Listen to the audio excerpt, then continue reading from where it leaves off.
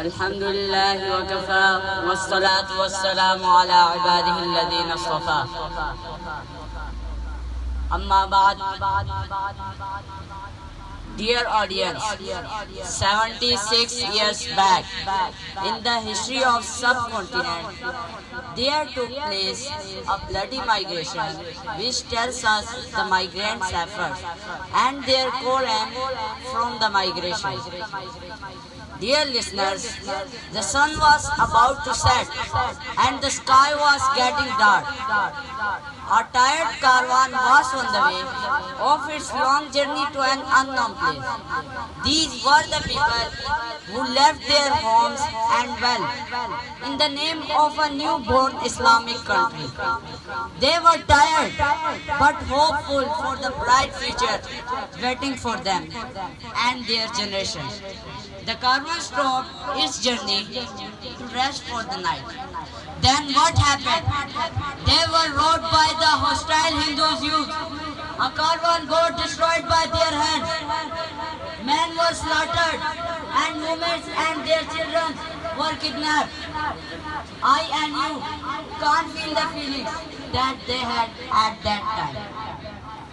14th August is not a word of joy and pleasure, but to remind us those who were killed, kidnapped, tortured, imprisoned and insulted in order to give us the happiness of 14th August.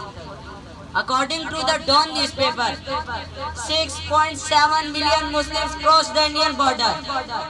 Their properties were occupied by the Hindu rebels.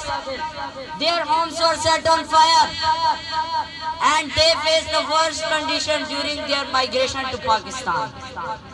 What were their feelings during the migration? I and you can't feel them. Dear listeners, their journey ended a day. Some met martyrdom on their way and the other reached a new Muslim country where they had no friends and relatives. How they faced this unimaginable situation? Dear guests, before proceeding further, I want to ask you about the reason behind this huge migration. Did they leave their homes to live in better homes than they had in India? Did they destroy their properties and ended their running and profitable business in order to be wealthier in Pakistan?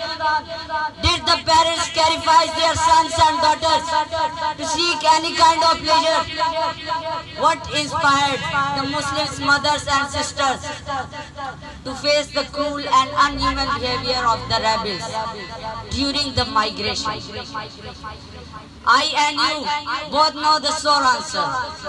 They confronted this situation happily because of the slogan, Pakistan ka matlab kya? La ilaha illallah. They endured all these troubles in order to get an Islamic state where they could live under the shade of Sharia. Before ending my topic, can you tell me about their dreams? Did they come true? Did they see the Islam being enforced by the government with great sorrow? Not. Our 14th August reminds us the 14th August of 1947 and bloody migration that took place in subcontinent and demand from us to determine strongly to do our best utilizing our skills and abilities to fulfill the dreams of millions who took part to achieve an Islamic Pakistan. Thanks for the listening.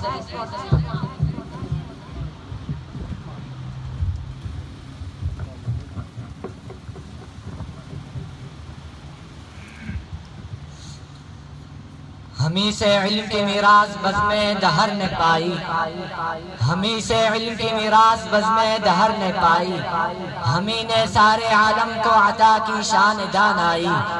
وہ ہم ہی تھے جو تاروں پر کمندے ڈال سکتے تھے، جو اپنے رنگ میں ہر ایک جہاں کو ڈھال سکتے تھے، مگر جب سے نظام علم کو ہم نے گنوایا ہے، ہمیں حالات کی پستی پہ ذلت نے گرایا ہے۔